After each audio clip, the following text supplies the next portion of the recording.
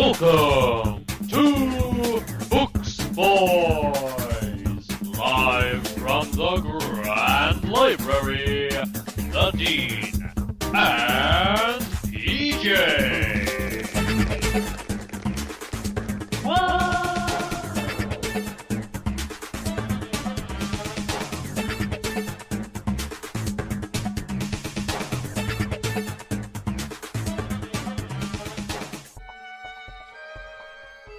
He's PJ. Hello there! I'm the Dean, and we are the Books Boys. The one and only. This Unique. is the Books Boys show. Get it? Buy it? Books. Books. Now, you threw me off there because last time I cut you off and I missed the one and only. And this time I waited, but then you said more things and I cut you off again. So we need to redo. We need to go to a lesson on intros. I think we need to get that right there, but I was distracted by my Herbo nettle tea that I'm drinking here. Are you into the old nettles, Dean? All right. Yeah, I love to rub my face on them on the sidewalk in Krakow. Well, this is what we do, guys. Dean, just to give a bit of background information, I'm very big into my nettles, and I like to eat them raw, make ice cream out of it, all kinds of things. But I believe this is not a show about nettles, is it? I think it's a show about books. It's Nettly Boys, the show. I did realize, Dean, I don't think books are in the toilet paper roll section. I think those are actually used for something else. Oh, so my goodness. So I went to look for them in trees, right? Because they're made out of... Those books are made out of wood, right? I mean, pages... I think so, yeah. Wood. So I was looking for, like in the scene of As You Like It, I was looking for a bit of classic romance poetry in the trees there. Sure. I didn't really get. I think it was different alphabets. I didn't really get. I'm afraid my language. You didn't find anything? Barrier. I'm afraid not. So very disappointed. So I'm still looking for them. I thought there might be some Homer there, or but they're made of wood. So I have something in my house. Actually, my laptop is sitting on it right now, and it's a kind of square object that balances on legs. Is that books? Books of Shakespeare. It's a complete works of Shakespeare, probably. It could well be. Computer works of Shakespeare, I believe. Anyway, guys, if you have any more insight as to what books actually are, please let us know. That's it. Booksboys@hotmail.com. Guys, it's episode 23, and next month is going to be the end of 2 years. Good Lord. Is that right? Yeah. I thought it was to be... was it not in 2 months? Well, October is the anniversary, so it's like the start of the third year. So next month is like the end of season 2, if you want to kind of put it like that, And me and Dean were talking. We had a relaxing summer. We didn't do so much in the old Patreon front, but there's a lot of promotes, and we're bringing a lot of Patreon extras. So if you want to join for only $2.5 a month, or euros, or whatever the currency is. There's a song I think about this. There's a song about this which we're gonna play in a few moments. I think. Indeed. But so we did do some stuff on Patreon. We did one play. Indeed. Which was Playboys Extra, In the Shadow of the Glen. Shadow of the Glen, one-act Irish play. Highly recommend it. And also, Robert, Dark Place Robert from the Garth Marenghi's Dark Place show. We've decided to do another series. So this time, instead of picking a show no one's ever heard of, we've picked the new Sandman show on Netflix because it's also about dreams and dark places. And Dark Place Dreamers is back, and we've got 4 episodes recorded, but we've only released 2 of them. So that's already flying out. The Sandman, well, I haven't seen it, but I do like it's based on Neil Gaiman's comics, right? Yeah, I was sad about that, and that's really holding me back from enjoying it fully. So Neil Gaiman is an excellent author, and I've recommended, I think, Coraline already on the show, and he's I really recommend you read one of his books. They're really interesting philosophical fantasy books. Now, I think that's his one big comic, but he's more of a novelist, actually. Novelist. Right. Coraline is a perfect kind of children's book, but it's very creepy and it's got adult themes. Alice in Wonderland-esque, but I think you'd Okay. enjoy it. Well, Yeah. it's an interesting swerve because last time I picked a crazy shoe that I thought Robert would find crazy and showed it to him and got his Yeah. reaction. This time he's making me watch a comic show that I wouldn't normally like and getting my reaction. So we flipped the script. Right. So if you want to hear Dean's reactions, and yeah, that would be very interesting. That's on It's very patreon.com music. slash booksboys. Yeah, get it. Shall we play? Have you got your piano ready there, PJ? I've got something. Let's see what we can do. Let's have a look what we can play in the old piano. Hope you can tell everybody that Books Boys got an extra 100 episodes or more on Patreon. It only costs €3 to hear us every day for a month. And you'll never be lonely, because you always hear voices, and you'll always hear about Dickens, Balzac, and Tolstoy methods. Woo! And I hope that you don't mind that I wrote this little song for you, because we created an episode just for you. Come on, Dean. I hope you don't mind. I hope you don't mind that we put down in words how wonderful Playboys is on Patreon. For $3, £2.50 or something similar in euros. In the European zone. Get it, buy it, book. Hey, not bad. How did I do those harmonies live, improvised? Amazing. Very, it's quite incredible. Yeah, Mozart. Yeah, no, it's wow. Very good. That was. So you can hear the full version of that actually on the Shadow of the Glen episode. PJ, you went for 5 minutes, I think. So it's all there. Nice. Yeah, exactly. So there's an extended version if that wasn't enough for you kids. And this time we aren't interrupted by the sound of angry students in the library, or crickets, or sheep, but by me sipping delicious nettle tea. So for some reason, I'm going on about the nettle tea. But should we move on, Dean, and talk about... Move on from the nettle tea, because I read a lot of flipping books, so I better talk about some of these books, actually. You haven't either. You've warned me already, so I'm ready. So get ready for some hot stuff. So the first thing I read, and I think I promised or at least hinted that I would read this, El fin de los Escribas. So it's the final part of the Glenn, almost like Glenn Miller, the jazz man, of the Glenn Cooper series. Now, we did say that there was a little short story to read in between, but I just couldn't find it. Like, we said that these are hard to find, in English especially, but I couldn't find the story even in Spanish. It is quite a short book. If any one of our readers can find it, please send it to us and get in contact. Say hi. It's called a library card, I think. If you have it, please booksboys@hotmail.com. Send it to me. Tell me where to find it. Something like that. Exactly. Yeah. So this is, the end of the Scribes, but actually the English title is The Keepers of the Library. So I don't know what someone's translations need work, but and you've decided to read an English book in Spanish, which is a very interesting choice. Yeah, of course, just because I couldn't find it in English. But look, it's a short book. It's less than 400 pages. It's a little paperback. I think it's very, very accessible. Okay. So what happens here is we're back with Will Piper, who's our main guy. And there's something I don't like. He's kind of doing a James Bond type thing. Like, he's on a boat with like a bikini clad girl, and she like wants to sleep with him even though he's married, and there's this temptation.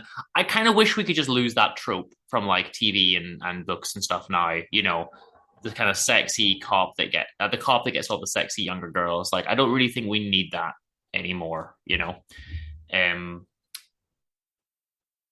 The difference with this book and the last one is we do see a little bit more of Nancy, his wife, or at the very least, she comes across, I think, a little bit stronger, which is something that I liked.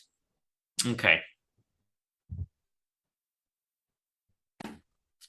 So this book doesn't feature really cool people like Shakespeare or Nostradamus, but we do have Benjamin Franklin. Okay. It's a bit of I love that concept of mixing historical figures. That's a bit disappointing, but at least you have one. We have Franklin, yeah. Now, what I do like about this one is, unlike the second one, it has a little bit more scenes set in the old times. The Oh, nice. second book was mostly modern with just a few flashback scenes. This book mixes it up a little bit more, which is something that I really, really enjoyed. Okay. Nice. So it's a few years later. We're getting close to that 2027 date that the world's going to end because the books, well, listen to last month's episode. I'm not going to repeat it. We've got enough to do. But But yeah, it's the end of the world. The prediction is 2027. Or is it? Ooh. So their son has grown up a little bit, and he gets a message from a girl saying, "You're Will Piper's son. You're the only person who can help me. Please come." And she lives in like Yorkshire, I think, like in the middle of nowhere in England, in like a little farm, kind of, And they're in New York, so this son just disappears and flies over to help. And then the parents are really worried, so they kind of get the FBI on it. We got to go find our son, and that's how the novel starts. The son goes to look for a girl calling herself Haven. And Will goes to find her, to find the son. And it's a weird community of little farmers, and no one's really telling him anything. But this one family seem a little bit more educated than the others, and is a little bit off-putting. And Will's given an MI5 girl to help him, because they the American government tell the British government, to help. So they go in. And this isn't a spoiler because it happens very early on. Will gets kidnapped by this family as well. Okay. And it turns out, this is the really interesting thing. What's in the basement of that house but more scribes? All right. Okay. So then we have in Yorkshire, in the middle of nowhere, New York. Yes. So then we have some flashbacks that show obviously how this came about, but right at the end of days, they all wrote that 2027 was the end. They didn't mean the end of the world. They just meant that was the end of their task. And after 500 years of writing, they stop. And the destiny shifts from Vectis and the Isle of Wight to Yorkshire. And this one of the scribes impregnated a girl on the very last day. And she leaves. And she gives birth to a new scribe. And they start a new system, a new library again. Interesting, yeah. And it goes. This one goes for longer. Actually, it's been going for 700 years in Yorkshire in this basement, but it's slower because they don't have as many of them. They're not giving them village girls to reproduce with the way Vectis was doing in the 1300s or whatever. So this is a lot slower. And then it's weird because to avoid giving them other girls, the family are reproducing. So then there's a lot of like incest within the family. Okay. Because the family are reproducing with the scribes and then like with their own children as well to try to help this lineage. But they're really attached. Like, our family's been chosen to do this. This is our destiny. We've got to keep this prophecy alive. But again, they don't share it with anyone. They just want to keep it. So then what happens? World War III almost breaks out because the Americans who own the previous books, because they took them from the Isle of Wight that Churchill gave them, they want the books. This time the Brits are like, nah, we think that was a mistake, giving you all the control and taking them to Area 51. We're going to keep them this time. And then the Chinese come in and they say, we're the most populated nation. So like, if any nation should have it, it's us. And then like this fighting breaks out with like helicopters and explosions and everything in this little farm in Yorkshire. The CIA are there and the Chinese are sending Secret Service types there and MI5 are there, and it's crazy. Wow, okay. And Will tries to leak the story to his daughter's husband, who leaked the previous story for him. But this time, we don't know if he can be trusted again or not. So, sowing little seeds.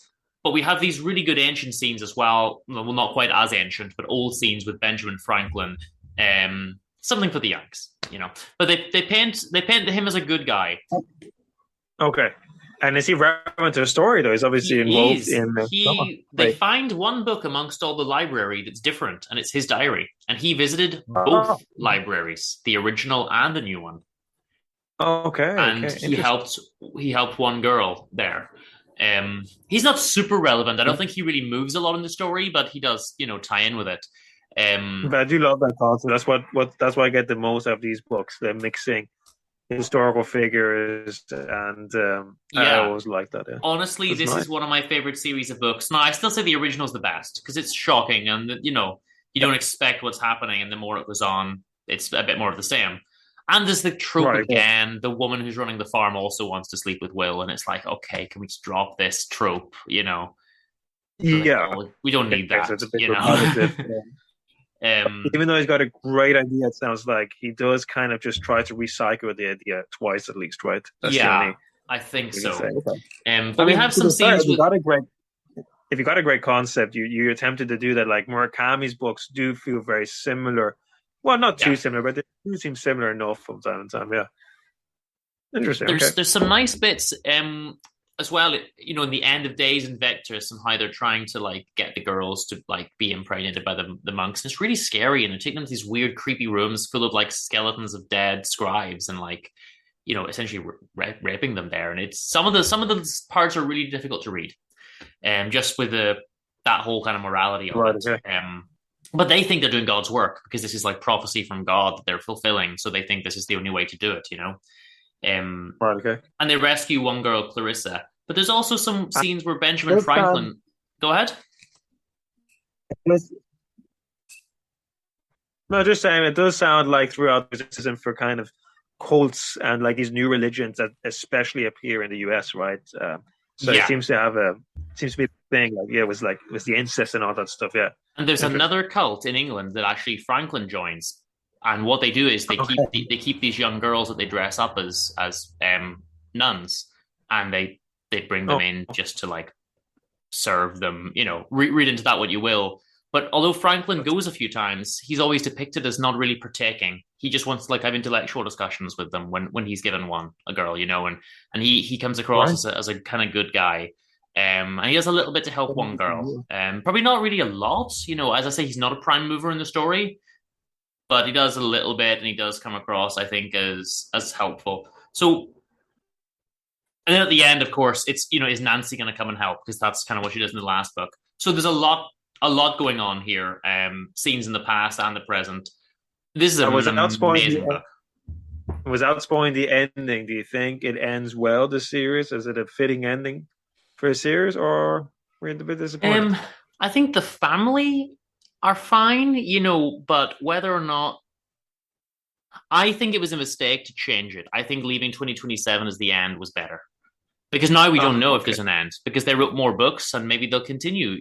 Once you do that once, you don't know if it's ever really the end. Whereas I like the idea of, well, we're in 2022 now. I like the idea of readers like hosting parties. I'm like, oh my God, it's the 9th of February, 2027. Like, is this the day the world ends based on these fictional books and having this whole cult following, and that's gone now with the third book, Okay. Maybe the whole point was he's criticizing cults, so maybe he's kind of saying, well, don't make a cult out of my book.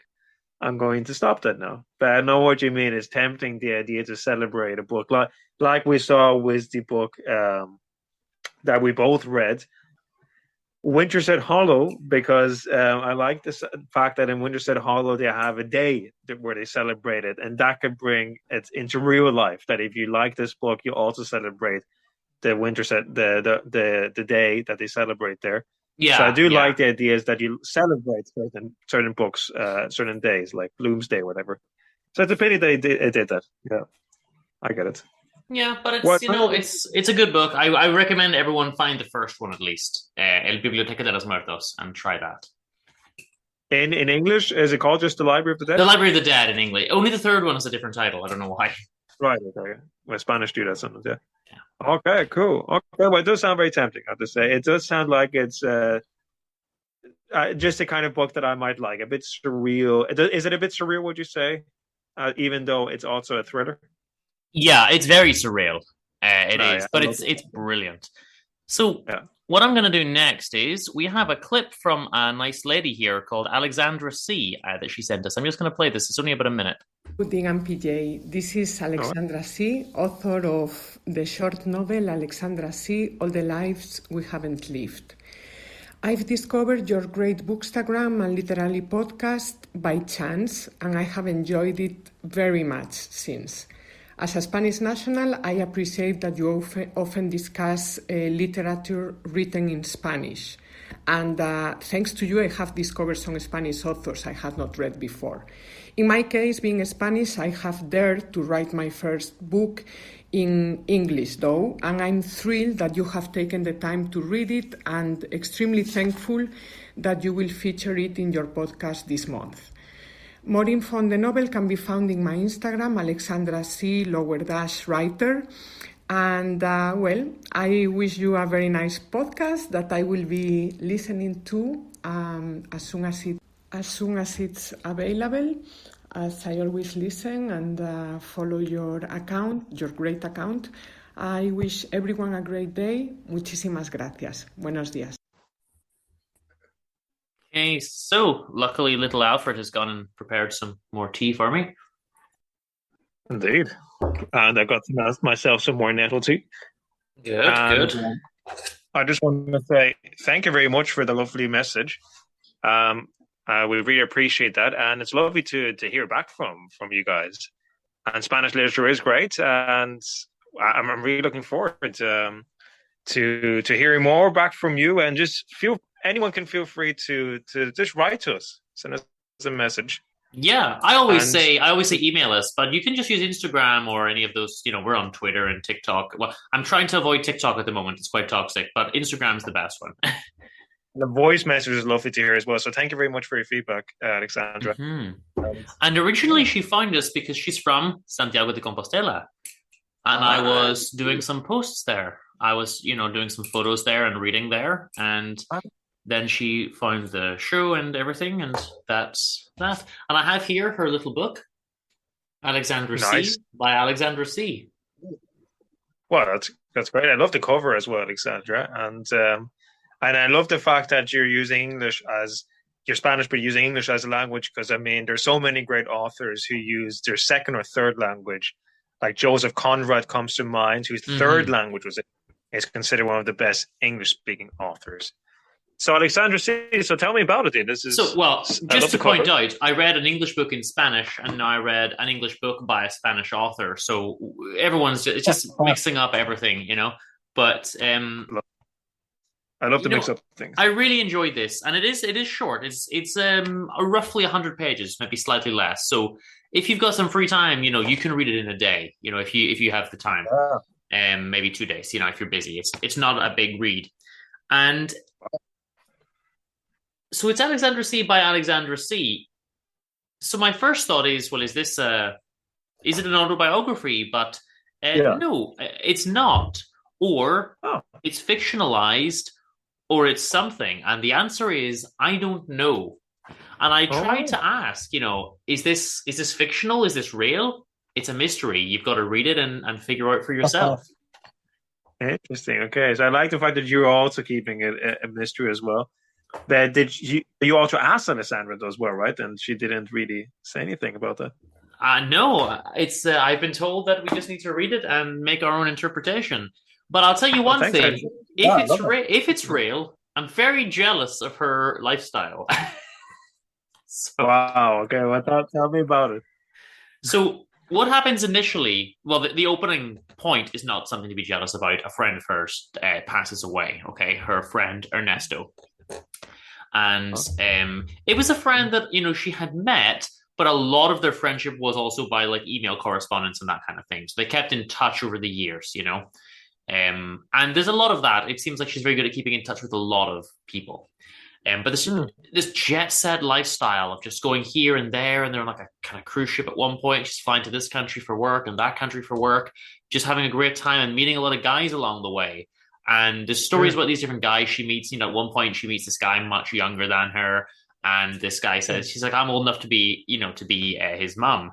And her friend says, well, I don't think he's thinking that, by the way. He's looking at your ass. He's not thinking of his mum. Yeah. And then she meets the guy anyway. But then she takes him on a holiday. They go away somewhere together, it's very jet setting.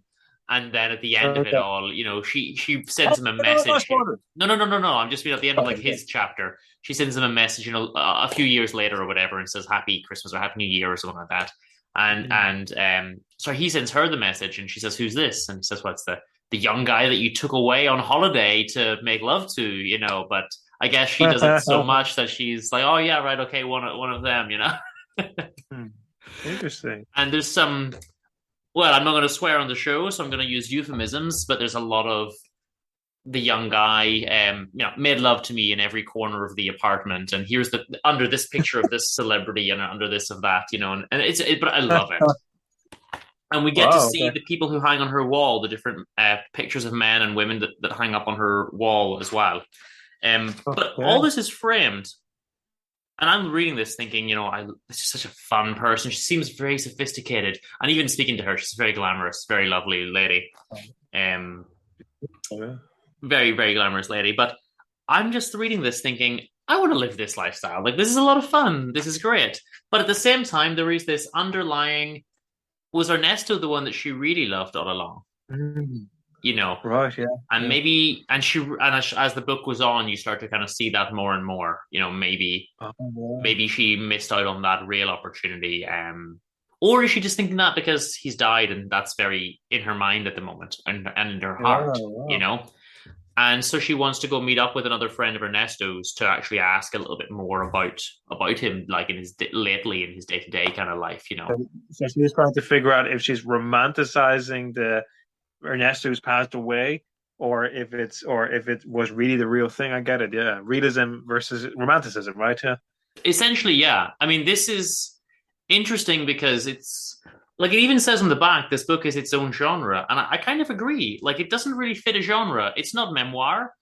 It's not realist. It's not romanticist. It kind of blends things beautifully. And for her first book, and for her first book and such a short book, it was very hard to put down. It was very well written, and I honestly, really enjoyed it. I'm so glad that she got in touch. And that she's from Chicago, a city that I was in just last month. So, been there a few times. Yeah, I've been a lot of times. Yeah. Nice. There's a few funny bits in it as well, and she kind of has some nicknames for some of the different guys, and sometimes she'll just stop and talk about music, and she was listening to some Frank Sinatra and things like that. But she talks about a few different guys that she met and compares them, and it seems like she lives a very jet setting and very free, kind of lifestyle. And I loved it. So I recommend it if you can find this one, Alexandra C by Alexandra C, with this lovely cover. Brilliant. Thank you so much for getting in touch.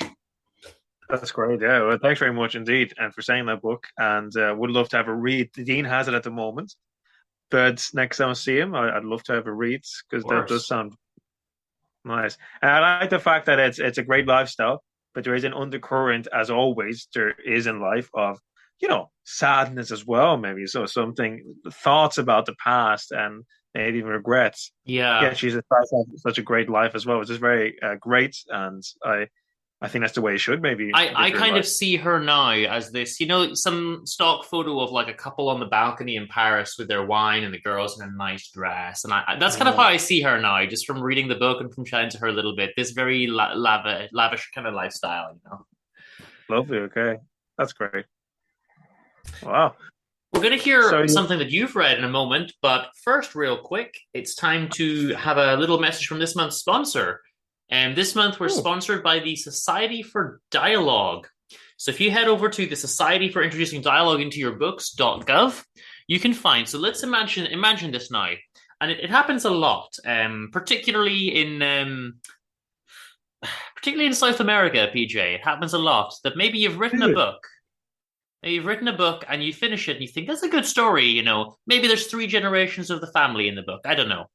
And then you think afterwards, goodness, they've just not spoken to each other for 3 generations. No one in this family, they're all mute. What's going on? We need dialogue in your book. So head on over to the Society for Introducing Dialogue to your book.gov, and they'll help you to just introduce some character conversations. If it isn't clear for you listeners, I think Dean is specifically the South American of writers. So I'm very sad, Dean. You're teasing. You like the Hispanic literature, Alexandra. Yes, he likes Spanish, but I don't know, Dean. We don't agree on I love South American literature. You haven't had such great experiences yet, have you? No, not your favorite. Most of the ones I've read, they lack dialogue. But anyway, look, PJ, it's not my fault. These companies get in touch. They want to sponsor us. They're paying us the big bucks. Most of it goes to Alfred. Yeah. it I is wouldn't what mind it getting is. something myself. I mean, Alfred's living the high life. I think Alfred could write a book about his Yeah, and I adventures. I don't know wouldn't if you mind can to see see PJ that. on the webcam. He's not even here. Like he's sitting out back chilling. He gets all the money. I don't know. I think so. Yeah, indeed. Well, PJ, why don't you tell us something that you read this month? So, and this month I've kept it non-fictional. Okay. So of course, you all know that I love my Dao De Ching by Lao Tzu. I think it's now officially become the most reviewed little book in the whole podcast because I mention it every month. No, not every month, but I actually do meditate on it every month. But I don't mention it every month. I hope not. But anyway, so the Tao Te Ching, I just want to briefly mention this verse of the Tao Te Ching because it will lead direct to the book that I'm still reading at the moment. So, verse 5 of the Tao Te Ching, I read it very slowly. As you remember, 2 months ago was verse 4. So I'm meditating the last 2 months, two verses. But here it Okay. is, verse 5. It's useful emptiness. It's by my favorite translator, Ursula Le Guin, the fantasy writer. Of course. She also translated it. And she calls the chapter useful emptiness. I don't think it has names, the chapter in the original Chinese. Okay. But here it is. Heaven and earth aren't humane. To them, the 10,000 things are straw dogs. Wise souls aren't humane. To them, the 100 families are straw dogs. Heaven and earth act as a bellows. Empty yet structured, it moves inexhaustibly giving. So, as I explained, the Tao Te Ching is a 2,500-year-old book by Lao Tzu, just explaining kind of like guidances through life. Now, Confucius was a student of Lao Tzu, but Confucius was very dictatorial, telling people what to do. Lao Tzu is kind of telling the opposite. He's being very vague. It's completely vague, very hard to translate. Hold on there, I do PJ. like that So about. you've talked about this a couple of times, but you've never Yeah. mentioned before, or maybe I just forgot that Confucius was a student. Indeed, Confucius supposedly went to visit Lao Tzu and described him as a dragon, meaning a dragon is always a metaphor for a complete mystery of a man. Because Lao Tzu was someone who kind of escaped society. Well, he just decided to leave, take a step back from society. And Confucius, as far as I know, was more involved. So he went to study from this man and went back to society. So Confucianism is actually very sort of, it's kind of more about like rules set up to like live your life good. But the original Taoism, it turned into some kind of religion. But the original Taoism was non-religious. It's just simply trying to trying to slow down life, and it's usually actually taking a step back from society. Okay. And I like this verse because for me, it's the fourth verse was about abundance for me, but this verse is about like almost the necessity of evil, which is always something what we discussed in right Yeah. in our philosophy courses. Back in So like the day. idea is back in the days, right, as students, Queen's University Belfast, shout out. And we so like one theory is that evil is there because we're supposed to have free will, right? Because if evil weren't there, if God made everything good, then we would be forced to be good. We wouldn't have the decision to not be good. Yeah. And for me, the Taoist approach is it's never really about a kind of a God or anything like that, really, in my opinion. Like not like a human kind of God. But it's just saying that heaven and earth aren't humane. It isn't kind. It isn't this Christian idea that something is kind or something is evil. It's just heaven and earth behave like straw dogs. So for me, it's kind of like, it's an odd metaphor, but for me, it's a bit like, I always imagine this verse like wild dogs barking. So Okay. what's out there, it's never like good or bad. It's just wild dogs barking. It's not like the idea of kind dogs, sweet chihuahuas. That's all kind of Hollywood, isn't very real. Mm-hmm. So this for me is a bit about kind of finding comfort in the fact that it's not evil, but it's not good either. It's just the way it is. So if it seems cruel to you, if it seems like dogs are barking at you, well, those are just dogs, It's not that they're there to attack necessarily, but there's nothing is good. well, like wise souls aren't humane to them to 100 families or straw dogs. It's a bit like saying if you're really kind of above the feeling of like, well, I'm going to prioritize my family or nepotism. If you're above that, then everyone is equally as important and equally as unimportant to you. You treat everyone the same. Yeah. So I like the idea. It's hard maybe to come to that, but I like the idea that we maybe also put less importance in things that we know or things or people we know, but also put maybe more importance to the complete strangers. So anyway, that's my little quote. Any thoughts about that, Dean? Any disagreements about the Well, necessity of evil or no, I mean, yeah, okay, we could, but look, we could do an entire podcast on that, you know. yeah. And I So could yeah. talk about this. We could, I don't know, you could revive Can't Stream for a one-off episode, and we could talk about the necessity of evil, you know. And I could say that I don't think that if you have any kind of compulsion, that I don't think you're performing a moral action at all. And I could say that even a non, you know, even a light compulsion would do that. So even having rules to follow with some kind of societal pressure and norm to follow them, and a punishment if you don't follow them, well, then you're not really doing a good Yeah. thing by following them, you know. And we could go on, we could ad infinitum about that, you know. Yeah, indeed. Yeah. So I think that quote is a bit about that. Lao Tzu always goes out of rules. He doesn't talk about rules. So it's always just about like the things are just the way the things are. So maybe stop demonizing or stop, angelicizing things. So I Yeah. like that idea. It's very kind of realistic, I find as well, even though it's supposed to be meditations. So which leads me to my next book. This is an interesting one. I think you'll be surprised I read this. It's a book called My Way, The Way of the White Clouds. Here it is. I'll show you. And Okay. this, My way. I'm living in a meditation center right now. For those listeners who don't know, in a lovely room at the top of the attic in Dresden. And this was recommended to me. It's by Bhagwan Shree Rajneesh. Sorry if my Indian pronunciation is not very good, but he's more famous as Osho. So, this is what became famous for. Probably heard of him as well, right? Dean? So, Osho I can't is say that I have, to be honest. No. right. So, Osho is a controversial figure, I suppose, because he has changed also throughout his philosophical career, a bit like Wittgenstein. So he just changed, and he changed his name to Osho. So this is his early phase, where he just was known as Rajneesh. And Osho is basically hard to follow. I suppose some people would call him a guru, but I prefer just the word philosopher. Yeah, of And course. but he's also being controversial because he has, in his later career, mixed a rich lifestyle with meditation. So some people thought it was contradictory that he was kind of like this person who studied Taoism or the original Taoism, and then he went around in limousines.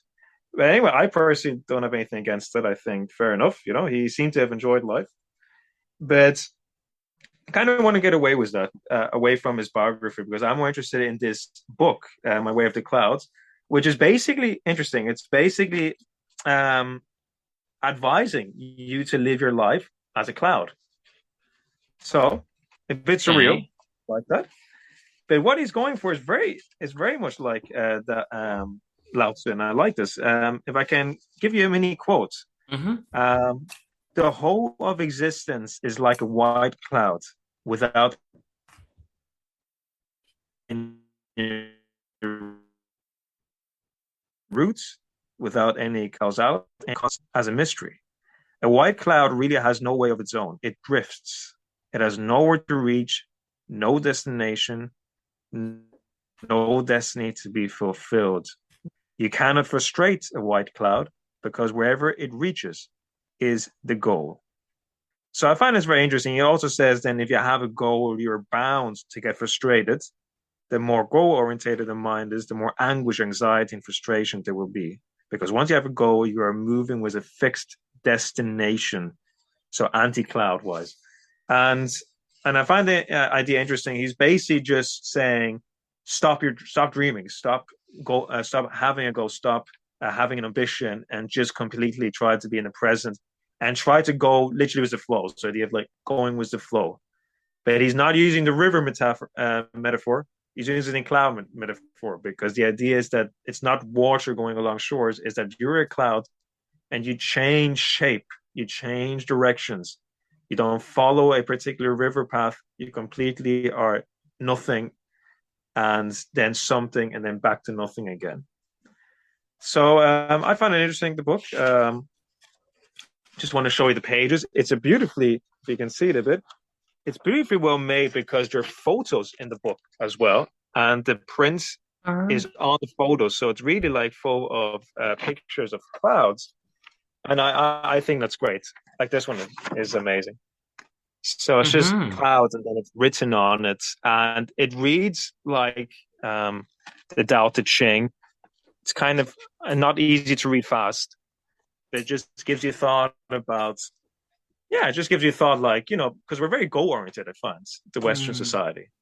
And I think there's positive and cons, but he grew up in India, so he's using a very Eastern approach of actually forgetting your dreams, and like kind of like the more you dream, the more you're out of reality, he's kind of advising. So it's just an interesting approach to take, to just see yourself as a cloud. And he also advises us for mental health, for example, just letting go of the mind, that we're maybe too much in the mind, he's saying. So like really letting it go and just drifting like a cloud. Like a cloud, yeah, okay, I get it. Nice. Yeah, it's a nice metaphor. It's a very comforting book, I find, as well. So it's just called The Way of the White Clouds, a reference directly to Dao De Ching, because Dao De Ching is basically the path, the enlightened path. So the way. So he's saying the way of the white clouds. I have to say this about Rajneesh. He's two things. He's a great communicator and teacher, but I don't think his ideas are necessarily new. He's very influenced. He's a scholar for me, really. He just modernizes the concept of, for example, the Dao De Ching, and makes it more accessible for people, which I think is very necessary. But I don't think it's necessary that it's not necessarily that he's come up with many new ideas. You know what I mean? Yeah. Okay. Fair. But it seems interesting. Like, seems interesting. Yeah, I recommend it. It's very good. Yeah. So I think it's good to have people like that who just modernize the ideas, because for me, this is the Dao De Ching with different metaphors. So I like that. Yeah. Cool. Well, at this juncture, I suppose I would just quickly say hello to everyone listening on Radio Oxen, all our friends at the TNC network also. And hello there. Hello there. And booksboys.com is the place where you can find links to all the things. Should really update that site at some point. But anyway. I thought you were going for a classic retro look, kind of. I mean, it does look very, cool. Yes, very classic, very retro. Very cool. But we were mentioning earlier our Patreon, patreon.com/booksboys. And I'm also going to real quick play this little thing. Oh.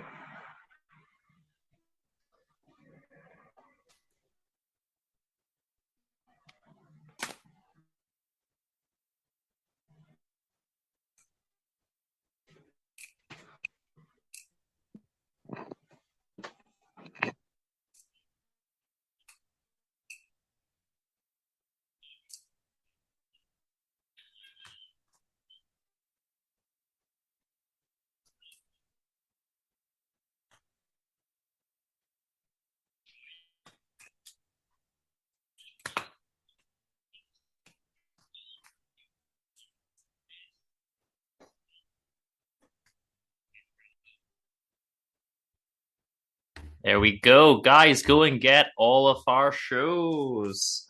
Oh, yeah. Oh, yeah. Plus the t-shirt and various other bits and pieces. So go and do that. Well, you do that. What else have we got? Shall I tell you what I read next, PJ? You've been a big reader this month. Yeah, please go ahead. Yeah, so we remember that I did La Regenta. Now, we had a lot of complaints about this. A group of people, the Association for Fans of La Regenta, they emailed to say you read a 900-page book and you only spend like 5 minutes talking about it. And then I checked how many people were in this association, and it was zero. It was zero. So I was just about to say it must have been maybe one demented person. Yeah, there's zero. There's no one. No one called it. A cloud called you basically. Yeah. But I wanted to give him another try. Oh, what? I haven't met one person who likes Clarín. So to be fair, okay. So, well, you've met one, PJ, because I'm now a fan.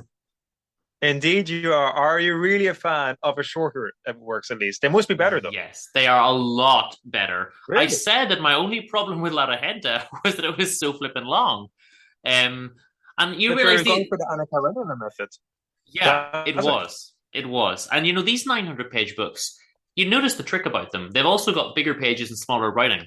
So your average 400-page paperback is like 100 of these 900 pages, So these are super long, and La Regenta was endless, And I've read this, una novela y ocho cuentos, so a short novel and some 8 stories. This is Leopoldo Alas, Clarín, obviously the nom de plume. And this is a series of stories. Now, I don't know what's the cutoff for a novella, because these are all about the same length.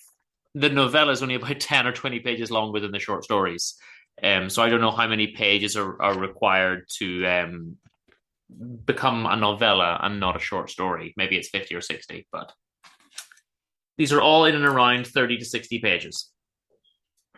And I'm not going to talk about them all, and I'm not going to like a great amount of detail about them or anything like that. But I did really, really like them. Let's talk a little bit, and again, not in any great detail, but just quickly a little idea of what some of these are about. Adios Cordera is one that I was excited for because it's supposed to be somewhat dystopian. And then I read it. It's like 10, 20 pages. It's very short, so it doesn't really have time to build anything. But it's about missing someone who's left, essentially. Is it dystopian? I mean, I guess in the sense of just like the sadness of someone leaving, but not really. It's not Orwell, Okay. So actually, it was the one I thought I was gonna like the most, and I have no notes on it. I didn't care about it at all. Okay, good. And El Diablo in Semana Santa, which was another one that was quite famous because it has the characters from La Regenta. It's the little 10-page short story at the end of La Regenta. Again, wasn't really interested in it. The devil appears during Holy Week, during Easter in the church. Okay, cool. What can you do with 10 pages? That's not good. Yeah. But I do like the concept. I do like the devil in literature. So, I mean, but it didn't work out. What a pity. Yeah, it didn't. I would have thought that's a sure shot, you know what I mean? Incorporating the devil into literature, like Faust, you know what I mean? Yeah. I just didn't find it that interesting. Cambio de luz, change of light, again, I didn't really care about. But let's look at the ones I did like, okay? So Doña Berta. Doña Berta is quite good. It's some of these get almost Dickensian or almost Balzacian, Flaubert kind of style in a way that I did not see in the longer work. So I like some of these, and maybe you'll see as I talk about them. Doña Berta is this lady that we see sort of slowly going a little bit crazy, and she's friends with this painter, and she keeps talking about how beautiful the painting is, but it's her captain, and she has this idea that she had a captain that she was her son. And then she kind of starts to go a bit confused about whether or not the person in the painting is her real son, and then people aren't sure if she even had a son, and if she almost thinks the painting is her actual son, and she goes to look at it every day and all this kind of stuff. So that's interesting. Okay. It was interesting, and it's the headline one in this book. It's the novella, but I thought it was average. The rest of these short stories that I'm going to talk about are the ones that I really enjoyed. Okay, so the first one is Avethilla. This is about a family going to the theater to see is it the Zarzuela? So they're going to the theater, and the dad's kind of slovenly, and he has to get the daughter and the mum to like help him get dressed and get his tie done up, and he doesn't know how to put the tie on and all this kind of stuff. But they go out to the theater, and this is a societal tale on morality within the family, and how there's like how the things that you do kind of impact on your family's standing morally and all this kind of stuff. So it's right out of the playbook of Flaubert and Balzac and all of that, And don't forget, like, for our listeners, Clarín was was Perez Galdós, one of the two main representatives of Spanish realism in literature. So he's obviously talking a lot about society and classes and yeah. And then they talk about qué cosas había visto la niña. So like what things that the girl has seen, because they think that their little girl has seen too much. And they think that it's broken her innocence. And then they're sad because they say we are her parents, and actually we are the people who have let her see this stuff. And they talk about she has lost her innocence that night. And I got really confused, and I'm thinking, did they like prostitute her out or something? Like, what are they talking about? But no, it's actually not like that. It's just that they think that taking her to these theatrical shows is so crazy and immoral that they've like exposed her to like this underworld almost, you know? Right, okay, yeah. And their sadness is actually based on the kind of moral decadence of the society, you know? Oh, yeah, okay. Fair enough, yeah. So there's a little bit of humor. Big theme in realism, though, to be fair, and in naturalism, because he's writing quite late in the 19th century. Yeah, but the humor is obviously very typical of Balzac. And Yeah. Galdós, yeah. Right. Then we have Pippa. And this one's sad. There's a little boy that... No, I think he's an orphan boy, if I remember correctly, almost out of the Dickens playbook, but no one really seems to care much about him. He's trying to be friends with this little girl, and her mum's playing with her, and they're doing like cow. It's quite endearing. The little girl, they want sweets, and they want the mum to pretend to be a cow, and there's just extended scenes of the mums going around going moo, and it's actually quite nice and endearing to read parts of this one. Yeah. But then they kind of don't care about this poor boy Pippa, and there's at one point he gets drunk and they say, oh, he's dead. No, he's not dead. He's just drunk. You know, it's kids in this one.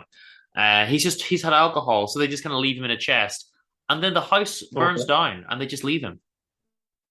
Okay. And afterwards they say, who is it that died? Oh, nobody. Just Pippa. Oh, no. That's very sad. It's really sad. They don't care, you know? But that's the difference, clear difference, everyone, for literature students between realism and naturalism. Naturalism is without humor, and you're depicting death, the underworld, and poor people in naturalism, whereas realism tries to depict all classes, and so it might be about the kings as well. So I just want to show you that's the clear difference. Okay. But that's a naturalist, though. Mm-hmm. Then we have El Cura De Vericueto. So Cura is a priest, I guess, or some kind of religious man anyway. This one's not super good, but it's just about this kind of priest who's interested in philosophy. Okay. So he just kind of goes around talking about, you know, different types of philosophy and wanting to engage in discussions, you know, about all the different kind of philosophical stuff that we would learn about in school and uni. And it's quite interesting, but not a lot really happens in that one to like excite me. I just thought it was nice to see the priest, you know, going around talking about all that stuff. The only real thing that happens is he gets into debt, and he kind of thinks that they'll go easy on him because he's a priest, but they don't. And the guy is really cruel and kind of is willing to destroy him. And at the very end, he finally gets some money and then dies. Again, naturalism. Yeah, there you go. And one that I really like, this one's very powerful. It's the last one I'm going to talk about. Los dos cajas, the two boxes. Okay. It's about can't actually remember off the top of my head if it was a violin or a cello, but anyway, it's a classical musician, right? I think he's playing a violin. Let's say it's a violin. And he used to be good, you know, he used to put on shows, but he's kind of a bit washed up now, and there's a bit of like, oh, you're not good anymore, you know, you're a one-trick pony or whatever, you know, and he's doing some shows and he's getting a bad reputation, but his wife's his biggest fan and she always goes to see him anyway, this kind of stuff, you know. And eventually they split up and it's sad, and they have a little boy. But what are the two, all I need to say to make this powerful and to make people want to read it, what are the two boxes? Well, there are two boxes that he buries. And one is the body of his dead son. And the second is the violin that he kind of has a breakdown and buries them together, you know. So wow, that's a powerful metaphor. Yeah, that was my favorite, just for the like the shock, not the shock, but the feeling, you know. Wow, I love that concept. That's a really powerful. From all the stories, that one really impressed me. That's why I saved it for last. You see, it's almost as if I knew how to host a show. Well, tell it well. Tell it well. Well, then I went online actually, and I read one little bonus one because I discovered that he had one not in the book called Socrates Rooster, and there's not a lot to say about this one. Just 2 sentences really, but it's about what happens with Crito after Socrates. You know, remember Socrates says we owe a rooster to Crito or whatever. So, this is just he goes to get the rooster and pay the debt, and the rooster talks to him and says he meant it metaphorically. He didn't mean it real, and then he argues with the rooster, and then he kills the rooster anyway. So, well, that's a fun one. It's not just a little bonus one, you know. It was nice. A little fun fact about Clarín. Supposedly, he was a really terrible, unintelligible writer, so no one could understand his writings. And both Pérez Galdós and the other naturalist author from Galicia, Alexandra, if you're listening, Emilia Pardo Bazán, have both commented, and it's publicly recorded, like making fun of Clarín's writing. Pérez Galdós very amusingly wrote that it's always a pleasure receiving letters from you because it feels like it's a guess game. So I'm always trying to guess what you wrote down. So I just find it amusing. They can be a writer and be completely unintelligible. Fun fact as well, Karl Marx, no one could read Karl Marx except his 3 daughters. Right. So the 3 daughters had to write down Das Kapital. That's a huge work, and they had to write it because no one else could understand Marx's writing. Wow. So so just enough fun facts right there. I just find it interesting that everyone remembers La Gente, but I think it's the worst one. Like I've now read about 10 of his works, and it's the one I don't like, but it's longer than all the others put together. And he just wanted to do this big work, and it was not as good his best one. But anyway, the next book. I feel like people really are just they seem to really be amazed by the fact that someone can write 900 pages. Even though there's been plenty of books since, it seems like if it's a classical work, or if it's older than 100 years and it's 900 pages, it's got to be studied in school. Yeah. Hold on, PJ. I think the phone's ringing. I think we've got a call coming in. Hello. Hello. Hey, hello. Hi. You've got Dina and PJ on the line. Do you want to introduce yourself to the list? My name is Ellen Nicols, and my book's called Remember Whose Little Girl You Are. There it is on camera. There you can see Remember Whose Little Girl You Are. And this was a fun read, and I must say it was a quick one. It's just over 100 pages. So I sat down and read it in maybe a day, just a day and a little bit. I really enjoyed it. I want to ask you before I say anything about it, because it's a memoir, right? Is this strictly fact, or is there any like fictionalized stuff added in? No, it's as I remember it exactly. Right. Oh, wow. And the people that said all the things that upset me. There's some bad people. Yeah. So what made you want to write a memoir? I mean, I understand because there's interesting stuff in it, but I mean, what was your idea that said, I want to write this? What happened was that I grew up down here where I am now in the South, in small town, Alabama, and Pensacola, Florida. And then I was going to go to graduate school, and I thought I'll do something exciting and go somewhere different. My mother was from Toronto, so I went to the University of Toronto to graduate school and stayed 50 years. Oh, wow. 50 years. Wow, goodness. And my son now teaches at the University of Toronto. Wow. But you did eventually move back. So eventually I did, back in 2000. Sorry, I'm having a problem with my voice, so it sounds croaky, but it'll get better. And so I moved back down here in 2014 because one of those boys from high school lured me back down to marry him. All right. So we got married in 2015, and we're still here. And you just missed my son and his family by a day. They were just here for a week on a vacation. Lovely. And my 2 granddaughters go to the university, and where my son teaches, where I went. It's a family thing. Wow. Well, that's a lovely ending.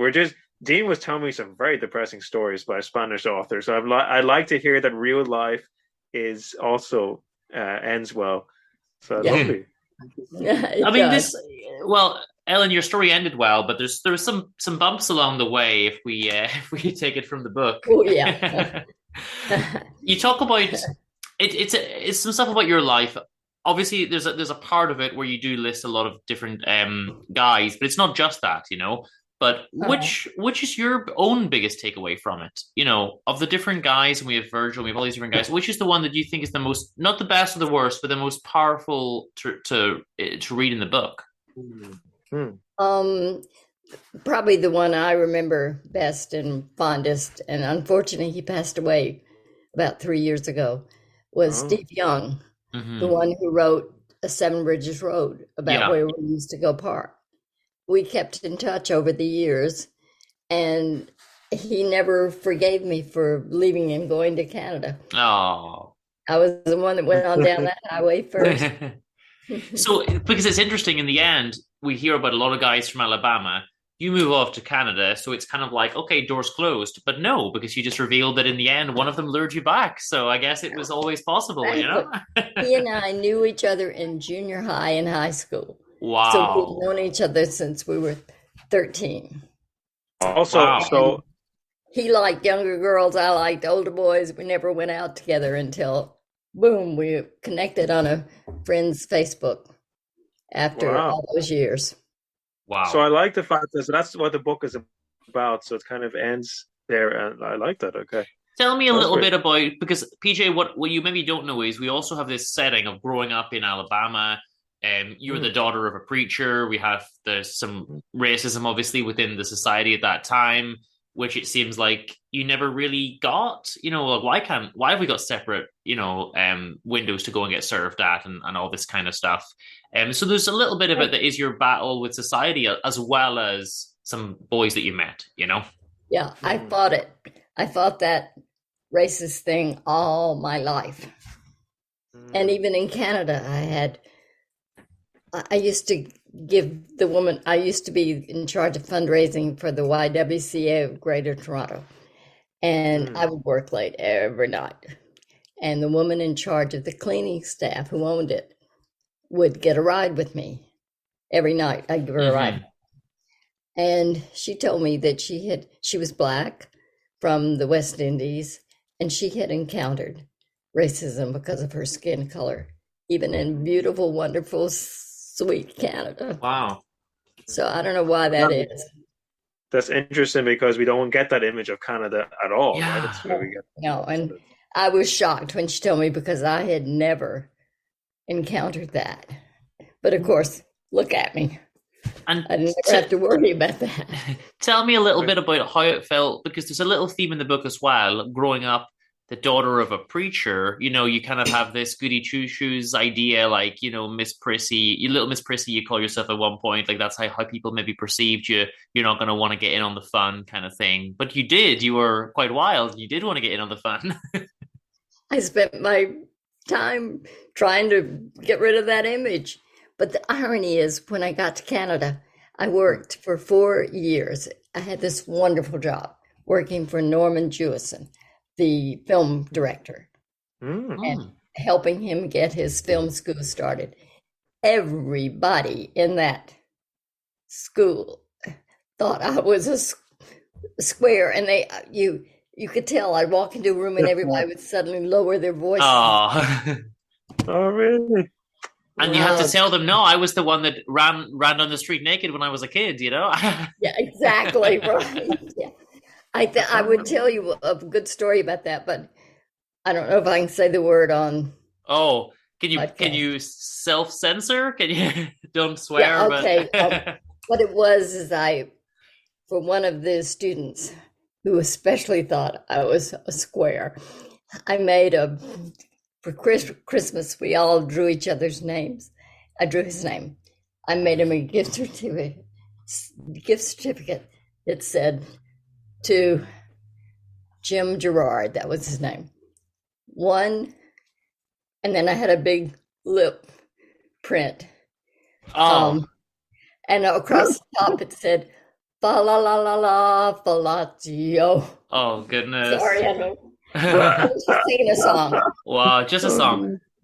And so when I did that, everybody went, whoa. Yeah, I didn't think I was Really prudish, yeah. but maybe I'm a prudish little British boy, because there was some bits in this where I thought, oh, like you talk about parking, and going with the boys in the cars and kissing and things, and I thought, oh, but they're young, like they're teenagers. Oh goodness, No, that was in college. I was Right, that was a little bit older early then. 20s. Okay, Yeah. that's not so bad. Right. I like the fact that you're, showing what some people would say a vulnerable part of your life, but it isn't. It's just natural, isn't it? So you're just showing yourself who you are. So I found that very brave and necessary. We need more books. Who I really was. My sisters were not like me. They were proper and wonderful and good church people. I was too. I ended up being a church organist as a career part of Yeah. And then flipped that over and started raising money. And you liked Bad Boys. Like some of the boys were Virgil's the one that I always remember. I know he's one of the earlier ones in the book, but he turned out very bad. And there's the story about you guys being quite young and doing a kind of let's have a look at each other and see what the differences are, People but then used to call it playing doctor. Playing doctor, yeah. But then of course he sounds like he grew up to be rather an unpleasant chap altogether. So that's you never know when you're young how people are going to turn out. Yeah, he was the one that we went out. We found that bag of money in my dad's. I told him about it. Yes. He wanted to go to the store with it. We went out and started giving it out. Giving all the money out to the neighbors. So one of the mothers called my mother, and she came running along and collected it all. It was like the church collection money, wasn't it? Yeah, it was. my favorite bit, just on the church collection theme, my favorite line from the whole book is the bit where you've got coins in your pocket, and your mum says, "Where'd you get these coins?" He's like, "Well, I went to the church and they passed around a plate with some money, so I took some." Like, of course, they were just passing it out to everyone, What is really weird is, I don't know if I heard it told so many times, but I remember it. I remember I came back with the extra money and my mom questioned it. I said, well, I took, they were giving it out. How much of this is your own? Obviously, it's all your own memory, but I mean, are some of those early bits stuff that your mom or your family told to you and reminded you of? The one where our car stopped on the railroad track. Yeah. I don't remember that one, but I heard about it. That's just family story. It kind of became a memory, and both like, it's a story. That's nice. Okay. And I love the fact that when it was sad for me, this little moment that I thought was powerful. You mentioned one relationship with I think it was you had been writing letters. You call him cuckolded by mail. You had been writing letters to someone else, and you seem to be kind of very jealous or whatever. But there's a sad kind of moment where when you finally get the divorce, he keeps the letters that you'd written to someone else, and he says, well, they were beautifully written and you never wrote anything that beautiful to me, so I just kept them anyway. That one almost made me cry. That was very sad, and I didn't want to take a side or something. I felt sad for everyone in that, I know he'll be in the next book. Okay, so there'll be more. I'm already writing Northern Men, about the Northern guys. Okay, so that was going to be my next question. Are we going to expect the sequel? Good. That's great. And the one that I've kept in touch with too, you would love, because are you folks in Britain? We're both in. PJ at the moment is actually in Germany, but I'm in UK. Yeah. Okay. Yeah. The one of the guys that wrote a blurb of an endorsement, the one named Robert Griffiths. Yeah. He was from Ripon. He was born in Stoke-on-Trent. And I met him in college. And he and I still stay in touch. Good. Wow. So you're good at keeping in touch with people when they're worth keeping in touch with, I guess. He and I lost touch for many years. And then when my mother died and I was going through her little address book telling people she had died, I discovered his name. My mom kept in touch with him all those Wow. years. That's unusual for your mum to keep in touch with him. Wow. She just loved him so much. She found him fascinating and interesting. Well, read his endorsement, and you'll see what I'm talking about. I love the book, and I hope that we get that next one sooner rather than later. Do you want to plug it? Where can they find it? Do you want to plug your website or social media? Amazon. You can go to my website, ellennicols.com.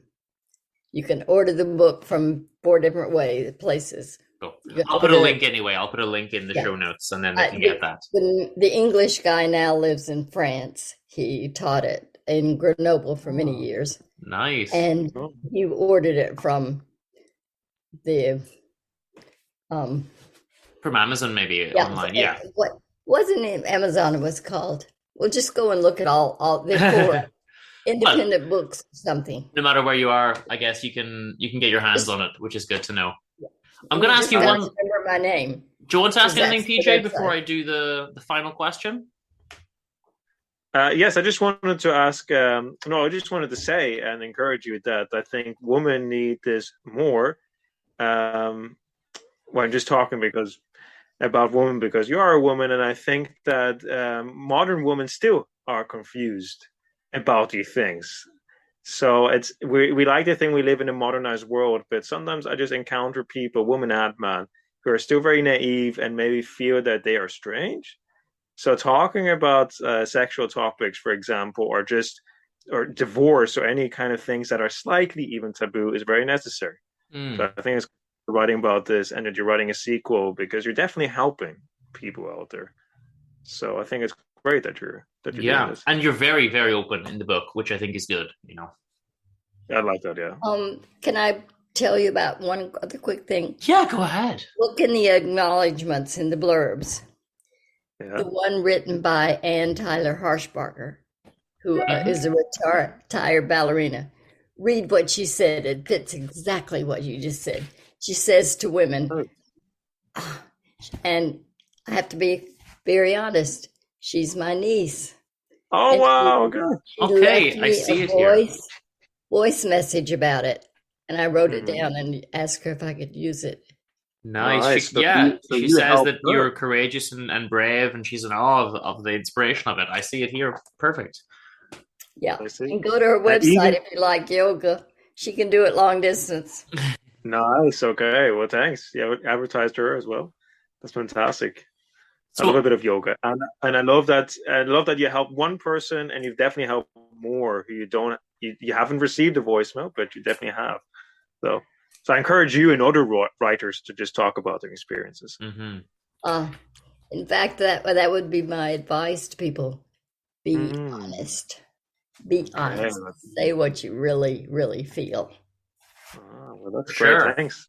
So I always end every interview with the last question, which is, if there's one book that you wish you had been the person to write, what would it be?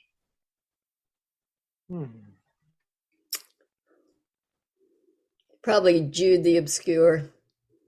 Oh, I love Thomas Hardy. Fantastic. I love Thomas Hardy so much. I really, really love his writing. Actually, I've not read a lot, but I've got a couple on my bookshelf. I just haven't got to them yet because I've always got a massive queue of books. But Thomas Hardy's in the queue. Okay, good. Because I always loved his writing. That's great. And he talks about women as well, struggling and very realistic. So I kind of see that theme there. Great. Far from the Madding Crowd was a classic of that very subject. Yes, indeed. Yeah. Nice. Well, Ellen, thank you so much for calling into the show. It's been a pleasure having you, and thank you. I really enjoyed the book, so I'll keep an eye out for the sequel when we get it. Okay, the question is, do you want some of the socks? I sent ladies the socks, but I didn't send guys the socks. Whoa, what? We'll take socks. Yeah, that's very funny because I always need socks. I always lose socks, so please do. Yeah, look on the cover. I had someone make 100 of those socks. I will send you guys. You have to send me your mailing address. I'll send the address. We'll get some socks. Thank you very much. I'll make a photo. Please send me some too. I desperately need some. I really appreciate it. Okay, awesome. Ellen, thank you so much. Have a good evening. Thanks. That was great. Bye-bye. I enjoyed talking to you. Thank you. Yeah, that was lovely.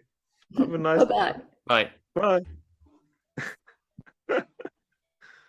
Wow, there we go. Ellen Nicols calling in to chat about Remember Whose Little Girl You Are. Guys, check it out if you like a memoir. I love honest memoirs. I think they're fascinating. Love to hear from people's lives. So that was very inspiring. Thanks for joining. Mm-hmm. Ooh. Anything else? I just want to mention, actually, I'm going tomorrow night to see Rachel Sage in Dublin, and we've played one of Rachel's songs on the show before, and I've been a fan of hers for almost 15 years, so almost half of my life. And she's from the States, and she's coming. She's in England at the moment. She's doing one show in Ireland, and I'm very excited to get to see her. I've been waiting a long time, and I've told her that I'm coming. That's lovely. Okay. I've been busy this month. Actually, I've been doing some paddle boarding. I've been going to some Spanish classes in a pub. I've been watching some Mexican dance, and there's a big Mela festival in Belfast, and I'm going to try to join the Mexican dance group soon, hopefully. Because PJ, as you know, I just didn't have enough hobbies, man. I just didn't have enough. Well, you're living the Christina C life. You're living the Alexandra C life. Yeah. Alexandra C life. Yes, you're living La Vida Loca there. Living La Vida Lorca. Oh, living La Vida Lorca. Yes. literary time. So, guys, I read 2 more books, and I'll tell you why. First, I read part 1 of Don Quixote de la Mancha. Okay, Miguel de Cervantes. So for anyone that doesn't, we reviewed in our second episode, I think. Well, yeah, episode 2. You also read part 1. And for anyone that doesn't know or doesn't remember, the reason, normally I try to finish a book, right? But this is very long and very slow. And the reason I felt comfortable just doing one part is because they were released separately. 10 years apart, actually, 1605 and 1615. So, look, if Cervantes can release them 10 years apart, I can review them 1 month apart. That's what I'm telling myself. Why not? I have to confess, Dean. I mean, we did an episode. I never finished Don Quixote, and because I just want to be honest here, I really did like it, though, but I found it just a bit too long for me, and I just got distracted and started reading the next thing. Yeah. So I have to give it a try. So let's see how you find part 2, and if you recommend it, I might try part 2 again. Yeah. It's another one of these slow plodding ones. Altogether, both parts are 450 pages, but again, they're quite full pages, and it's also in slightly older Spanish, so it's not quite as bad as maybe reading Shakespeare in English, which is like very different, but it is still a little bit older, a little bit different. So there's that to get used to as well. Plus, his friend Sancho sometimes gets things wrong, and then he's correcting his Spanish in Old Spanish. So it's a little bit difficult for me to get around sometimes, but I did my best with it. I read part 1. Secret, I've actually read about a third of part 2 already, and I'm actually preferring part 2. So listen to that next time. Right. But part 1 is a bit more farcical than part 2, I suppose. And originally it was split into 4 parts itself because there wasn't meant to be a part 2. I do think it's funny, though. I find it amusing, and I would like to get back to it. It is, by the way, I think, considered. I think Salman Rushdie said it's his favorite novel. So that's another thing, author I like. I thought it was very funny. I just, after a while, it is a bit difficult to read that old Spanish. It's very long as well. Little fun fact, by the way, Lope de Verga, the playwright, at the same time was considered a big playwright in Spanish Renaissance Baroque period, was insanely jealous of Miguel Cervantes and made fun about him only having 1 arm, I think it is. Right. Or is it 1 leg? And that's not fair. I've been watching Ministerio del Tiempo, a Spanish TV show where they go back in time, and there's an episode about that, and they both appear in it, and they're kind of rivals. So, yeah. Now, but I think Don Quixote, to be honest, my impression is that all right, it was a bit difficult to read. I didn't finish it, but I did think it really original. I thought it's a picaresque novel, right? But it's really original. I mean, you can tell more about the plot if you like. I thought it's just a very interesting idea that's about a man who reads a lot, You read Yeah, too and you're right. much. You're right to say it's funny because it is funny. Yeah, it is. Yeah.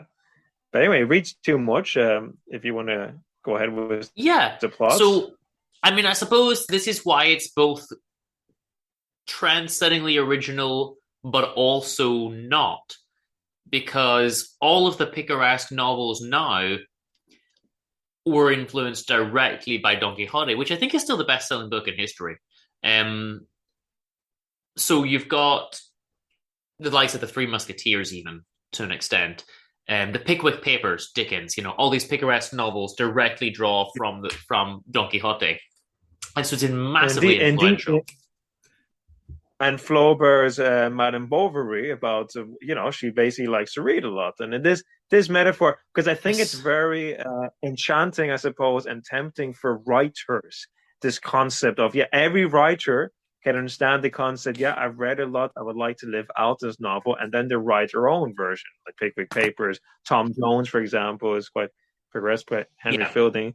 And Audrey, but even Salman Rushdie wrote a book, I think it's called Quixote. So directly Rushdie was attacked recently. Did you hear that in the news? Rushdie was attacked. Indeed, for all you literary students. I'm afraid so. I'm glad he survived. Yeah, keep on the news, guys. But I mean, like, being attacked for your work, I mean, it's crazy. It's books in the end. Yeah. Jesus. I mean, I love books. But don't get. There's also a sense in which it's not original, because it was essentially, he reads, so Don Quixote reads all these other books, and I suppose he sees all these kind of knights of old, and he wants to be like one. So in that sense, this is drawing from that influence and is almost a pastiche of that kind of work, a caricature of that kind of work.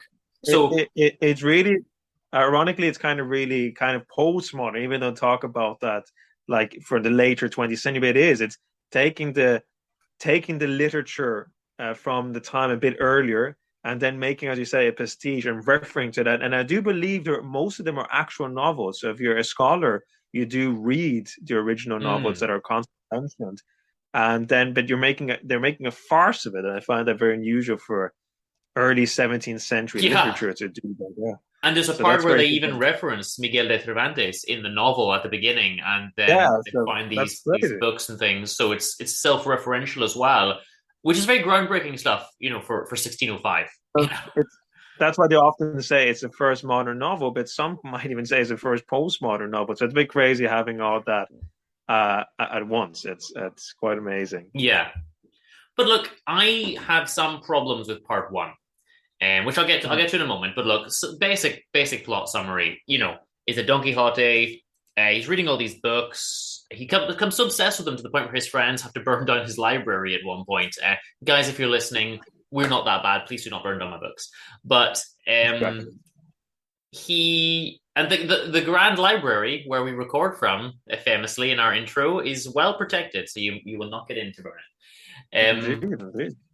But he decides he's a very low-ranking knight, Hidalgo, I think it is, and basically he decides he wants to become these grand knights of old. So he recruits this farmer, Sancho Panza, and they just go around, and he wants to like rescue a princess and do all this kind of like fancy stuff. And they go to this tavern, which he calls a castle, and all his. Most of the stories, he's the joke of it or the butt of it, or he gets beaten up, or Panza, gets beaten up or something. But it's a lot of him going around in this picaresque adventure from one thing to another, making a bit of a fool of himself. And he tries to help someone, but maybe makes the situation worse, actually, And I remember, I like that you're mentioning Don Quixote. It's nice that we're starting to talk about books that each other read, so we'll probably have more of this in the upcoming episode. So we want to go back to episode 2, guys, to refer what I thought, but I basically think it's also a bit of a metaphor for either mental illness,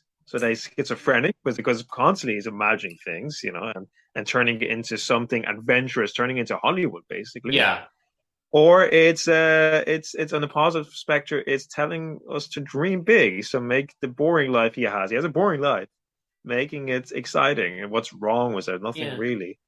And this has been done so many times in Hollywood, like that film was Ben Affleck. Was it Ben Affleck? The Curious Life of Walter Mitty, for example. where a man who has a boring life essentially just imagines having a fantastic life. And that was also an old Hollywood movie. It's been recycled so many times, this idea. And the troupe, this particular group of characters, one person who kind of is very imaginative, and the other person is very naive. Sancho Panza just goes along with the person, kind of honoring him. Usually he's shorter of stature. This has been done so many times in comedy and Shakespeare and Hollywood and in Seinfeld. We just mentioned Seinfeld. We don't like it. It's done there with Jerry Seinfeld and George Costanza. Basically, it's a Quixote and Sancho. But I wondered if Sancho was completely forthright. You know, he is kind of honoring Don Quixote, and sometimes he'll get corrected by Don Quixote and everything. But maybe I'm wrong. But I thought there's a little undertone of him kind of knowing that this is a bit silly, you know. And there's maybe one or two times where he does speak against him, and he's kind of like, you know, you sure about this? Like, you know, because Don Quixote, he wants to be he essentially wants to be the Three Musketeers. You know, he just goes in and does whatever he wants and rescues people and goes into an inn and then leaves without paying, because that's what the knight errants of old would do. And then Pans is left there to like pick up the mess, you know. And it being one of your favorite novels, Three Musketeers, this is a really important reference point. This really influenced Alexandre Dumas there. Right, his picaresque novels. It did. So. And don't get me wrong. Look, I still prefer Dumas. You know, I think he's divine perfection. But this is a fun book, and if anyone can, you know, this isn't meant in a bad way, but anyone who can be bothered to tackle it, because it is a big undertaking. I think it's worth reading, and I think it's fun. But I have some problems with part one, which haven't recurred yet in part two, which is that there's less adventure than I would like, actually. So some of the adventures, instead of him going like Pickwick to a new town or doing a new thing, some of them are just people telling him stories. You know, there's a lot. There's a lot of just listening to stories. And I find that a bit jarring and a little bit, it's difficult for me to care. Because it's that Anna Karenina method again. It's like, we're just going to insert 50 pages of someone else telling a story, and then we'll get back to the real story. And it's like, well, what's the point? Why do I care about this? You know? I don't mind that so much. I thought it was him basically kind of doing his own odyssey and just listening to people's stories, and then somehow influencing him in a spiritual way. I thought it was kind of, there's a very parallels. You know, he meets Cardenio, who's going a bit crazy and is obsessed with this one girl. So there's parallels, you know, and we listen to Cardenio's story. Indeed, or damsels in distress, or basically damsels that are unapproachable, and he has that. I mean, he's basically being a knight because his damsel needs him, but like really, the woman he talks about doesn't care about Don Quixote, and there's sad Dulcinea. Yeah, she doesn't care about him at all, or he's glorified her as this kind of princess that he's going out and doing all these quests for her, you know. Yeah, exactly. So it's kind of great. From this book, we obviously get the word quixotic. You know, that's a word that we even use in English, and I've often been described as quixotic. So I like this, though. I'm reading this and I'm thinking, like, Don Quixote, like, what a good lad. Like, I want to be this guy, this romantic dreamer, this visionary, seeing the world in a better way. And you could say, I know that there's the other way to look at it, like, is he mentally ill or what? But I was like, no, he's just having fun, and he's trying to project a better world onto the boring world he's in. And I think that's the take that I got from it, you know? Well, I haven't even finished the novel, so I'd like to get back to it and just finish part 1 and 2. But I can already see that it's a masterpiece in the sense of it's really sort of, there's a very fine line between like him being romantic and this being great, and like you can make dreams come true literally even if it's not real, and you can just imagine, be playful, be a child. There's this Nietzschean element to it, or there's this element of is this a critique maybe of like being too much of a dreamer, you know, like I also prefer the first one, but I think it's good to kind of look at it both ways and seeing what are the pros and cons. I empathize with him because, you know, I wrote a song once where Valerie the Pigeon Detective says, "What do you want to do when you grow up?" And then I sing, "I want to live in a Renoir painting," because I want to project myself into this beautiful, romantic, unrealistic world. So when I read this book, I feel like some empathy with Don Quixote, you know, and the fact that he doesn't really care about the consequences of his actions either. But some of the other stuff's boring. So one of the other stories is about Lothario, and again, we still have that epithet today. We refer to someone as a Lothario, and that's a little side story about a guy. Again, Alex and I always say this in Shakespeare: please stop testing your partners. But this guy wants to test his partner, and he doesn't trust her, so he gets his friend to seduce her, and the friend's really reluctant. But lo and behold, the friend ends up falling in love with her. Shock horror. What other way could it possibly have gone? Yeah, you're asking for trouble if you tell your friend to go and seduce your wife. I don't know why you would do that. I'm telling you, and that's what Miguel Cervantes might be saying as well. And remember, everyone, that Miguel Cervantes, I think, is really more of a short story writer, which is very ironic because it's an extremely long novel. But it's a novel of short stories. Like, that's the picaresque, isn't it? But remember that he really started with novelas ejemplares. Remember, these meaning novelas in Old Spanish just means the English word novella, being a short novel or a very long story. So really, he was writing between 1590 and 1612, 13. He's just been writing a lot of longer short stories. And I think Don Quixote is in some sense, it's maybe a collection of more short stories, but with the underlying theme that this person is traveling and experiencing more stories. A story lover is on an odyssey to collect more stories and even to co-create or engage in. And I do want to read those. Actually, Mireia from some of our Patreon shows has recommended the Novelas Ejemplares. I think she might even have a copy for me. But I will say that I enjoyed this, but I just thought at times it's too long. Why are we getting these extra stories added in? Sometimes they're just poems. And they'll just say, oh, someone told me a good poem. Here, I'll quote it to you in full length for 3 pages. And why? But again, I find it interesting because it kind of foreshadows Grimm brothers and certain folklorists who collect things. I think for me, Don Quixote is someone who's collecting, again, stories, songs, poems. Might be dry sometimes, but I find it interesting. In some sense, he's Miguel Cervantes himself, who I think worked more as a sailor, and that's how he lost his arm, yes. And so in a sense, it's kind of about him as well, and maybe him not wanting to be. Maybe Miguel Cervantes wanted to be Quixotesque and not realistic. He just wanted to collect these stories. Here's the difference between this and your other picaresque works, right? You've got Don Quixote, you've got Sancho Panza, and their long-suffering steed, Rocinante. You've also got a barber and a priest that go around with them. But it's not as if they get the gang together like the Musketeers or like Pickwick. These other ones are kind of worried about Don Quixote, and they're like, hey, this guy's going a bit crazy, and we need to find a way to like get him back home and stop these adventures, But this is what I find interesting. This makes it probably more of a realist novel than anything else. This makes it more realist than romantic.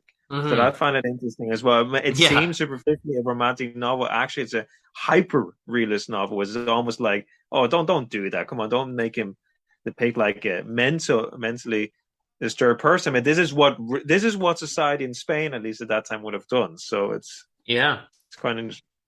It's a good one, and I'm preferring part 2 because it's just less random asides and things like that. So we'll talk about that next month. I've only read about a third of it, but I'm feeling happy and I'm getting more used to the older Spanish and stuff as well. But I could have probably finished.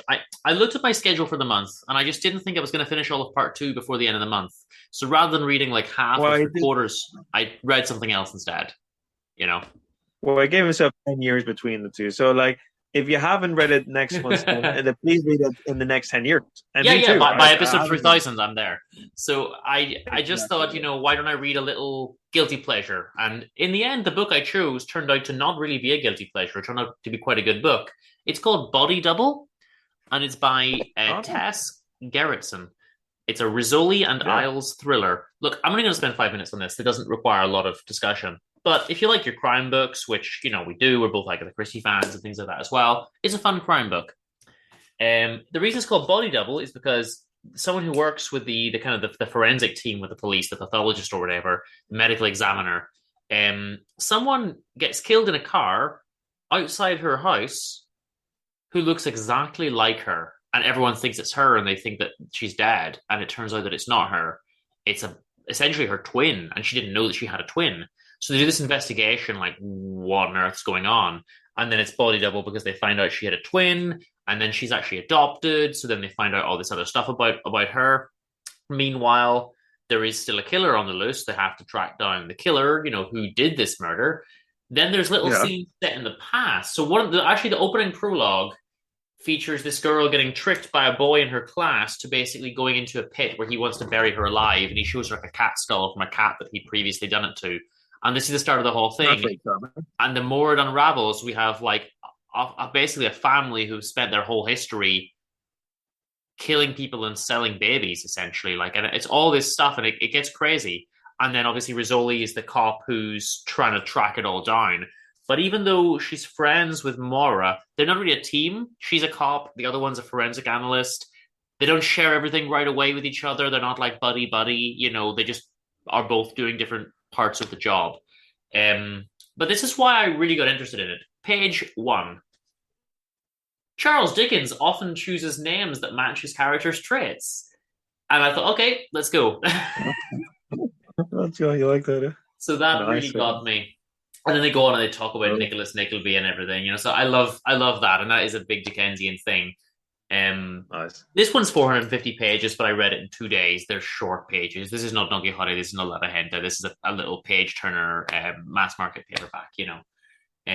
Cool. But there's some really good stuff. There's twists you don't see coming. There's this other cop, Roland, who knew a lot about a previous case that we think ties in, but then we think, was he really the good guy or was he not? And I'm not going to spoil it either way, but I wasn't sure because he's like too helpful, and he's really helping this one girl going beyond the bounds of what a policeman would do, and someone's stalking her. And I started to wonder, was he the one stalking her? And not necessarily, but there's just a lot of little seeds planted and a lot of little possible twists, and you don't know which twists are really going to happen and which ones you're just speculating on yourself, And there's like one husband of one girl that goes missing, and he doesn't really care about her, and he's mean to her and all this kind of stuff in front of people. He owns a car lot, but then of course once she's okay, then he goes on TV and talk. He wants to essentially use as an advert for his car agency and all this kind of stuff. And there's like a crooked lawyer who's helping them sign off the adoption paperwork for the babies and stuff. And they find all this throughout the book. And I've probably said a little bit too much already, so I don't really want to say too much more or really any more. But for anyone that likes one of those, just it's not a guilty pleasure because they tend to be worse written and more kind of silly romantic things. This was just good. This was just a good page turner crime book, and I really enjoyed it, and it gave me a little break in between the two parts of Don Quixote, and it actually reinvigorated me to go back and start part 2. So nice, cool. Well, to finish off, talking about the books that we recommend this summer, I really recommend one. Can I go first? Go ahead. I'm really inspired by Ellen Nicols and just what she said there about Thomas Hardy. So I thought, well, why won't I just thought spontaneously now? I want to recommend Tess of the Derbyvilles, A Pure Woman Faithfully Presented. That's a long title of Tess of the Derbyvilles. Okay. By Thomas Hardy, written between 1891 and 1892. Now, that's very interesting because the story is about a 16-year-old girl who basically, she gets raped. That's the beginning of the story, and that made it very controversial for Victorian England. But it is called A Pure Woman Faithfully Presented because the whole point of the novel is that she is, of course, still pure woman. But this went against Victorian norms. They're just going to accept it at the time. Now, this is for 2 reasons I recommend it. It's really feminist, I think, personally, and it got me into feminism. And and if it's dry, if it might be a bit dry, sometimes the first and second part, the third part is insanely wild and really quite modern, I find. And also, this is the book that got me into what you can maybe call serious literature or just classic literature. This is the book that started it all. Before that, I was still reading, I would say, children's books, but then I just wanted to try a classic literature book. And I read Tess of the Derbyvilles, and then I went on to Oscar Wilde and to Marx and Dickens. And, well, it led me basically to Books Boys. So this is an essential book for me and really moved me a lot. So Tess of the Derbyvilles by Thomas Hardy. My dad, by the way, also loves this book. And yes, and Ellen just recommended Jude the Obscure by Thomas Hardy. So Thomas Hardy. Okay. I'm running out of recommendations. So I think at the end of our second season, after I've got a Halloween one that I've been waiting on, I'll try and come up with something for next month, and then I'm gonna stop doing recommendations. But last month I did some children's books. This month I've got an interesting one. You, I believe, were with me when I purchased this. It's a little book about Audrey Hepburn. You remember? It was very amusing. It says, but Ikone Kina. Now, I just Googled Ikone Kina, and all I could find was this book, and then lots of stuff that I couldn't understand in Polish, or because we bought this in Poland, right? You bought in Krakow. Now, hold on, is the book in Polish? No, the book is in English. Okay. And it's difficult to call this a book because it's essentially a picture book of Audrey Hepburn with like a little paragraph here and there explaining some of the pictures and little maybe sometimes there's a page of information which I'm just looking at is actually in Polish, but there's some pages in Polish, but the captions. I don't think you haven't realized that. You just enjoy seeing the pictures. But the captions under the pictures, which some of them are a line and some of them are half page, they're in English, so you do get to learn a little bit about her and about her movies. She's very pretty. If you didn't know that, guys, hot take. You're not really recommending a book here. You're just recommending Audrey Hepburn. Well, yeah, what I'm really recommending is that Audrey Hepburn's the greatest human being who ever lived, apart from Socrates. So get on a t-shirt. That's a couple that could meet in heaven, eh? Socrates and Audrey Hepburn. So go watch her movies, but if you want to get this little book of pictures of hers, if you're ever in Poland and you find a picture book of Audrey Hepburn, buy it. That's essentially what I'm saying. The most amusing, very amusing recommendation for you this month. All right. And I think that's us. I think that's all we got. So guys, don't forget about our Patreon. Hit us up on Instagram. Booksboys.com is the website. Booksboys@hotmail.com if you want to talk to us. Be our friend and like us and like all the books. And that's great. Tell your friends about the show. That's the best way to spread the word. Yeah, indeed. Yeah. And we're going to end this month with our good friend Commander Alphabeta paying us a visit. Oh, I see. It's an old song of PJ's from a few years ago. Of an old classic, cold lockdown classic, yeah. Yeah, we'll be back next month. But for those of you on Patreon, we'll be back hopefully before then, because we're gonna now that the summer's winding down, we'll try and get a bit more of a regular schedule. Playboy Alex is coming back. There's going to be some more Dark Place Dreamers with Robert, so we'll have some stuff on there as well. And in other words, the pot is starting to sizzle, so it's gonna be boiling soon. So get in the game.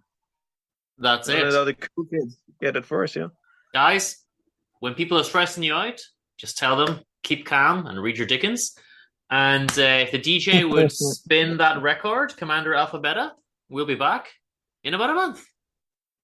See ya.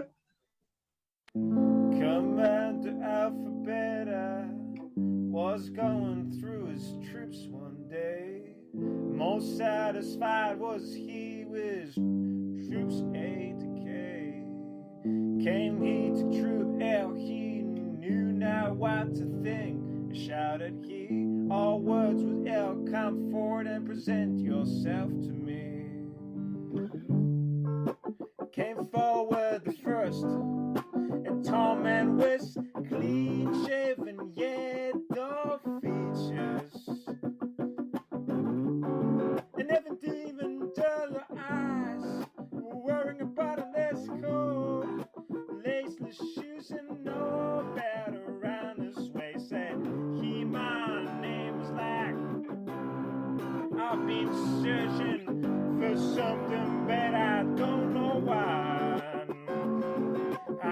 I have been riding 222 years across 222 lands on a buffalo who's forgotten his name. The damn poor brute, I would shoot him if I could, but alas I don't have ever a gun.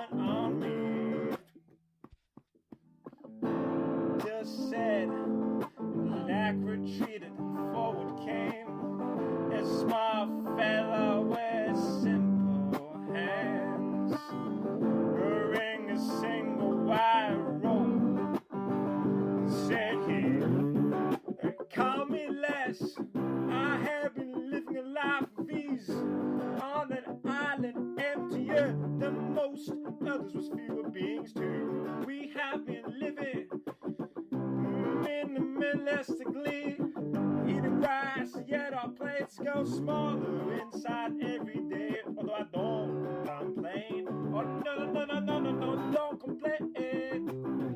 I never complain. The said, less retreated, forward came a sticky, lucky chap with slick, long, greased back hair. Was it disheveled look in his tired eyes and dog-eaten ears, wearing a leather coat? Said he, I was born as lake. I was born in poor circumstances, my lord. Both parents survived alive, died young in the most violent British death. Well, I have learned from the teachings, or at least that's what I recall, that I forgot to be ugly and false, but it's rights to survive. But didn't I have all those characteristics, I would have not been able to escape slaughter and plague. Oh no, my name is Lick. Just said Lick retreated and forward came. An androgynous man was delicate features and long curly hair, with a voice so soft. He said, my name is Love. My mother kissed me 44 times a day. My father held my hand 33 times. When I grew old, I searched for meaning. Oh, 1,001 Arabian Nights was other things that I co-create to experience the beauty of the world. And in the end, nothing makes me happier than the flower that grows along. The said life retreated and entered the man. My name is, he said, Luck. Oh, I'm not going to stand here and lick your ass with your words galore. Because each time I fall, I survive, and never do I break a bone. I am the cousin of immortal. I will survive, I will survive.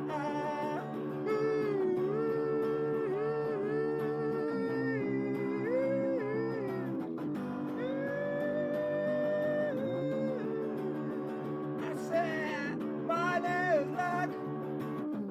I'm not going to stand here, 'cause I believe myself.